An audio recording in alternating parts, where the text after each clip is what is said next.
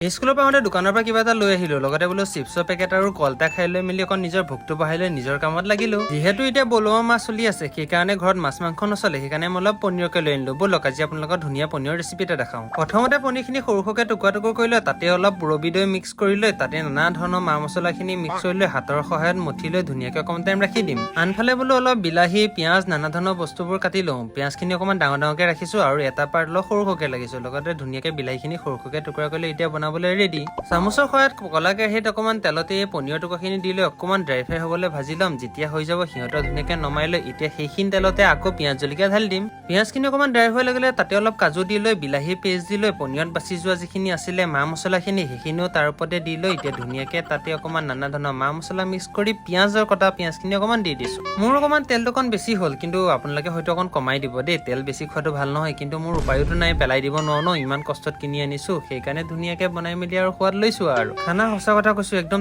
First class হৈছিলে test মজা লাগিলে আপোনালোকে কিন্তু ট্ৰাই কৰিব নাপাহৰিব দেই আজিলে বাই।